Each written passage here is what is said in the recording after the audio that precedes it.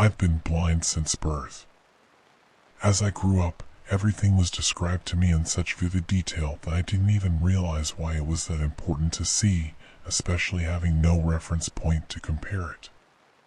We lived in a single-floor ranch house, that's what Father told me.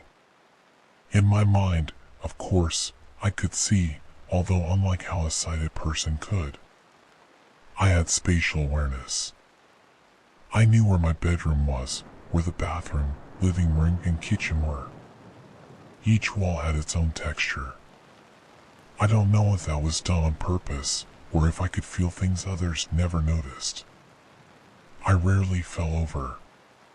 Only if Father, or one of the visitors, put something somewhere they shouldn't have. It was usually the visitors, and Father would shout. They visited infrequently, and only briefly when they did. Father said I shouldn't speak to them, that it unsettled him. He'd worry when I saw something he didn't, saw it with my ears or by touch. Ellie was the first. She seemed very sweet. She asked me my name and why my face was so messed up. She was in the living room. I could hear where she sat from her breaths. Harsh nasal sounds, as if her nose was blocked. When Father had a cold, he always breathed through his mouth, big labored breaths, as he wasn't used to it. When people mentioned my face, I always touched it, trying to work out why it was so strange to them. When I asked if I could touch theirs, there was always a pause. I guess sighted people never did that. Why would they need to? When I asked Ellie if I could touch her face, she reluctantly agreed, but moments later Father entered the room and asked me who I was speaking to. I told him, nobody. He would always punish me when I spoke about them. I think it scared him. He'd take my arm and march me off. I'd be knocked off balance and disoriented, to the point where when he finally set me down, my hands would frantically search my surroundings until I knew where I was. It was usually my bedroom, though every now and then he'd lead me outside, in the middle of nowhere. That was the worst. I would be lost and scared. He told me about the road that ran in front of the house, and explained that the sounds I heard were cars, that they'd kill me if they touched me. Those sounds were my only means of recognizing my surroundings. I waited until I heard one, and then knew which way to run back to the house. I heard Ellie that evening. She whispered to me, saying she was scared. I whispered back, but she didn't hear. I asked Father about Ellie. He didn't want to talk about her. I asked him why. He didn't reply. When I told him that she asked about my face, he asked me how I responded. I told him I wanted to touch hers. He laughed, but I knew he wasn't happy. I could hear the difference. When you laugh for pleasure, your mouth is wide open. When you pretend, your mouth is almost closed. To me, the difference is obvious. It wasn't until I was older that he explained. He said we lived in a special place, connected to the other world. That sometimes dead people slipped through, people who died in pain and wanted to reach the living. He explained that because I couldn't see, I was able to tune into that. That they knew I was listening when others weren't. He said I had to ignore it. Otherwise, he told me, they'd latch on and never leave me. All the dead want is to be alive again, he said. It was dangerous, and they would trick me. He said he knew how to deal with them, but he couldn't help if they became attached to me. Alex appeared to me a few years later. She told me she was lost and didn't know where she was. I told her I wasn't allowed to speak to her. Still, she pleaded for help. I kept quiet, knowing what would happen if I said anything. Did you speak to them? Father asked. Though I was upset, I told him no. I wished I could help her. I knew what it was like to be lost, and it scared me. Alex didn't whisper to me at all. I'd ignore her, and she ignored me. Father saved me, and I was thankful. After Alex, I knew what I needed to do, so I did it. The spirit stopped bothering me after that, for a very long time. That was until Sarah appeared. Sarah didn't give me a chance to be quiet. I was on my own, sitting in the living room and listening to the television. "Help," she said. "I need to find a way out." I stayed silent. "You can hear me, can't you?" she asked, surprised. "I'm not allowed to speak to you," I told her. "Please," she begged. "I'm scared. I'm lost. I want to see my daddy." I gripped the arms of the chair and told her I wasn't allowed. "He's dead," she said. I didn't answer. "Your father is dead," she said again. I wasn't going to fall for it. I heard banging from around the room as things began to fly and the shelves began to shake. "Stop it," I shouted. And it did. "Please help me leave," she said. I wasn't going to talk to her.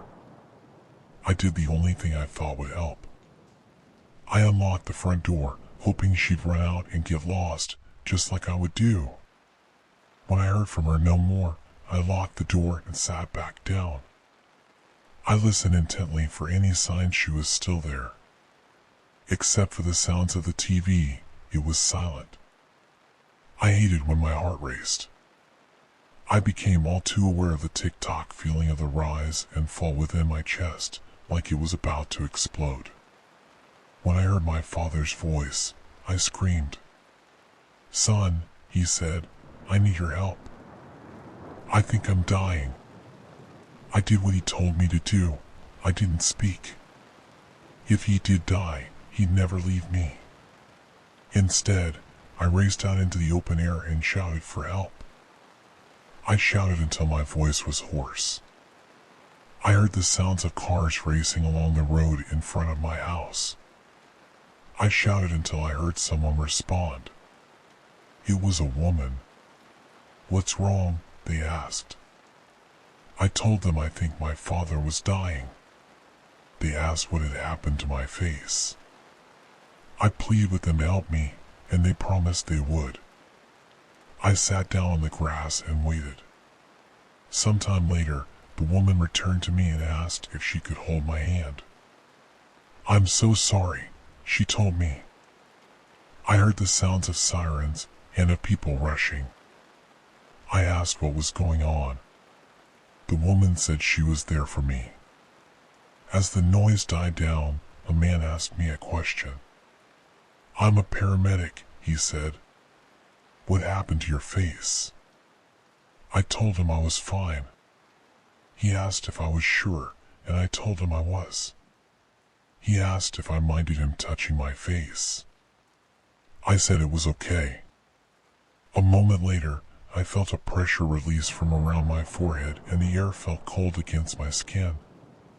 It sounded as if he were peeling an orange. I imagined that in my head and worried he'd expose my insides. I screamed and asked what he was doing. He told me everything was going to be okay, and the woman squeezed my hand, telling me to be brave. I didn't know what it was I was experiencing. I felt a tight pain within my head, like when you smash your shin against something hard, followed by something I've come to understand as bright. It hurt so much. I began to cry. "What happened to your eyes?" the paramedic asked. I said I was blind. He asked to check them. The pain returned when he examined them. "Do you know him?" the man asked the woman who had helped me. She told him that I had been screaming for help and that she had come to my aid, but that she had never met me before. "How long have you had your eye injury?" he asked me. I told him I'd been blind from birth. He asked me if I could see his fingers. I told him no. He asked if I could open my eyes. I said I didn't know what he meant. He asked if he could open them for me. I didn't respond. Then I felt his fingers on my face, fingers covered in something rubbery. Suddenly, it became bright again. I screamed. He tried to calm me. The woman squeezed my hand again. I didn't know what was happening. Things I couldn't describe came to me. It was like it always was, but multiplied 100-fold and so much more real. I carried on screaming as a fuzzy form came into view. "Just breathe, okay?" the paramedic said. "Everything will be fine." "When was the last time you saw?" As my heart began to calm and my breathing slowed, I became distracted by what I was experiencing. It overwhelmed me. I wanted to cry, and I did. "How long has it been?" he asked again. "I've never seen anything before," I told him. Asterisk, asterisk, asterisk, asterisk, asterisk, asterisk.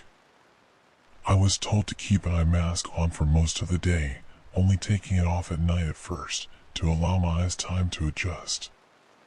At the same time, I was placed in the custody of my aunt and uncle, and didn't even know it at first. They were shocked at what happened to me, and that I had never attended school. The past few years have been a roller coaster ride. The doctor said I may never have perfect vision, but what little I have is a godsend, and I'll take what I can get. I've only recently been learning to read and write, so I apologize if my English isn't the greatest. It's the best I can do. I've been asking my aunt what happened to my father, but all she says is that he died of a heart attack. I asked what sort of man he was. She says he was her brother and she'll love him no matter what. My uncle doesn't want to talk about him at all. I've been using the computer a lot recently and really enjoying the internet. I can't believe such a thing exists. After being so lonely for so long, I can talk to whoever I want, when I want, but I'm wary of that. After all, how do I know if who I'm speaking to is alive? No one seems to share my father's concerns about that. Today I was on a forum discussing the spirit world. I was so happy to find people who I could relate to, and someone curious about my username sent me a link to an article on a true crime website. It was about my father, and mentioned me by name.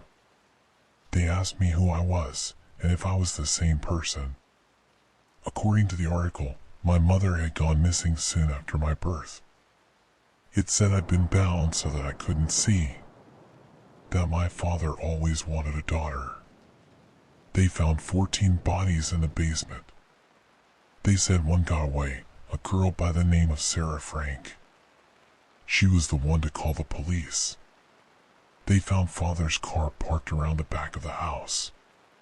They supposed he carried his victims into the basement via the storm entrance and left them there. Sarah had managed to get away after she agreed to be his daughter following 4 days of sustained torture. She stabbed him with a knife he placed on the counter to butter some toast. I didn't want to believe it. And I am not sure I would have, if it weren't for the names of the victims, 2 of which stuck out, Ellie Farmer and Alex Riddle. I'd spoken to them both in the living room.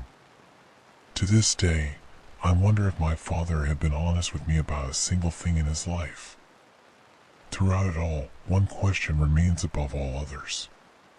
Did I speak to Ellie and Alex before or after he killed them?